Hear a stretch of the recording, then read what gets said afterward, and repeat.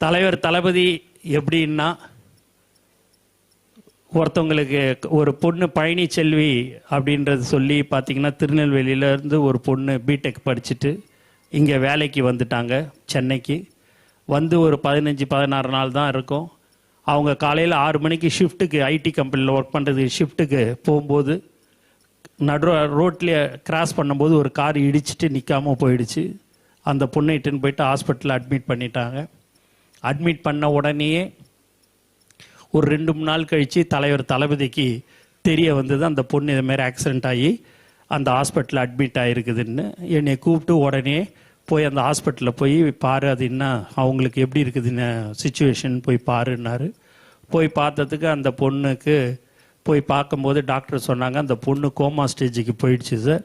ஒரு 3 நாள் ஆகுது அந்த பொண்ணு இங்கே அட்மிட் பண்ணி. யாருன்னு எங்களுக்கு அவங்க அப்பா அம்மா வந்திருக்கிறாங்க, அவங்களுக்கு பெரிய வசதி இல்லை சார், அதனால் கோமா ஸ்டேஜுக்கு போயிடுச்சு அப்படின்னாங்க. எப்படி மேடம் டாக்டர் சரி பண்ண முடியுமா அப்படின்னு கேட்கும்போது, சார் அது 5 நாள்லேயும் சரியாகலாம், 5 வருஷமும் ஆகலாம், 10 வருஷமும் ஆகலாம். அவங்கள நீங்கள் டிஸ்சார்ஜ் பண்ணி இட்டுன்னு போயிட சொல்லுங்கள் அப்படின்னாங்க. பணம் கட்டணும் அப்படின்னாங்க. சரி, தலைவர் தான் கட்ட போகிறாருன்னு எவ்வளோன்னு பணம் சொன்னாங்க. அதை எடுத்துன்னு போயிட்டு பணத்தை கட்டிட்டோம். கட்டினோடனே டிஸ்சார்ஜ் பண்ணிட்டாங்க. பண்ணிட்டோடனே ஆம்புலன்ஸில் அந்த பொண்ணை இட்டுக்குன்னு போயிட்டாங்க.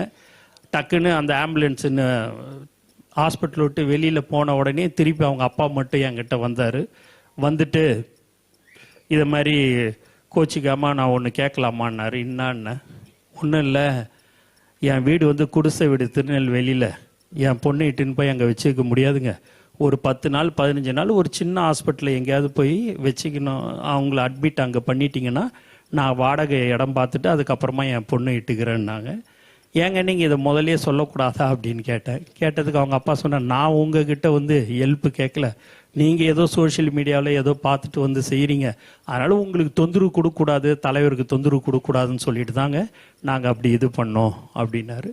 சொன்ன உடனேயே நான் தலைவர்கிட்ட சொன்னேன், ஏன் அதே ஹாஸ்பிட்டலில் இருந்திருக்கலாமே, ஏன் டிஸ்சார்ஜ் பண்ண? இல்லை அவங்களுக்கு தெரிஞ்ச ஹாஸ்பிட்டலில், அவங்க திருநெல்வேலியில் அவங்களுடைய சொந்தக்கார யாரோ ஒருத்தர் டாக்டராக இருக்கிறாராம், அந்த ஹாஸ்பிட்டலில் அட்மிட் பண்ணிக்கலாமான்னு கேட்குறாங்கன்னு. அது எத்தனை நாள் ஆனாலும் சரி, எத்தனை வருஷம் ஆனாலும் சரி, அது கொண்டுன்னு போயிட்டு அட்மிட் பண்ணிட்டு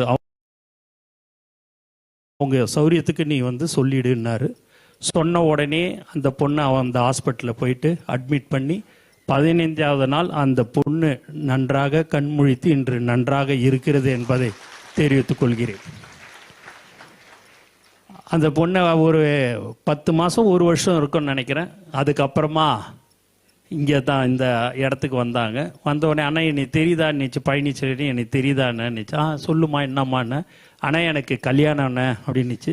ரொம்ப சந்தோஷமா அப்படின்னா, அண்ணன் தலைவர்கிட்ட ஆசீர்வாதம். இல்லைம்மா அவர் ஷூட்டிங்கில் இருக்கிறாரு, வந்த பிறகு நான் சொல்கிறேன், நீ பத்திரிக்கை கொடுத்துட்டு போகணும், உங்களுக்கு இந்த அண்ணன் பத்திரிக்கைன்னுச்சு. தலைவரை பார்த்துட்டு கொடுத்துட்டு போகணும். இல்லைம்மா வர்றதுக்கு 1 வாரம் 10 நாள் ஆகும் அப்படின்னு சொன்னேன். ஆனால் இன்னைக்கு நான் இருக்கிறேன், உயிரோட மறுஜென்மம் எடுத்துருக்கிறேன்னா அது தலைவர் தளபதியால் தான். அவரை பார்க்காம நான் ஆசீர்வாதம் வாங்காமல் நான் போக மாட்டேன்னுச்சு. நான் உடனே சொன்னேன், நீ வந்திருக்குது திருநெல்வேலியிலேருந்து, அடுத்த வாரம் உனக்கு புதன்கிழமையோ வியாழக்கிழமையோ கல்யாணம். அது அடுத்த வாரம் உனக்கு கல்யாணம். இங்கேருந்து போகிறதுக்கே 1 நாள் 1.5 நாள் ஆகிடும்மா, நான் சொல்கிறது கேளு, நீ போ அப்படின்னு. ஆனால் இல்லைண்ணே, என் மாமனார் மாமியார்லாம் ரொம்ப தங்கமானவர், என் கணவரும் தங்கமானவர். நான் ஃபோன் பண்ணி சொன்ன உடனே, எப்போ நீ தலைவர் தளபதியை பார்த்துட்டு வரையோ அது வரைக்கும் நாங்கள் காத்துன்னு இருக்கிறோன்னு சொல்லிட்டாங்கன்னு நினச்சி. நான் எவ்வளோ சொல்லி பார்த்தேன், போகல. மதியானமும் சொன்னேன், போகல. சாயங்காலமும் சொல்லி பார்த்தேன், போகல. அது இங்கே ஒரு ரூம் எடுத்து அப்பாவும் பொண்ணும் தங்கிட்டாங்க.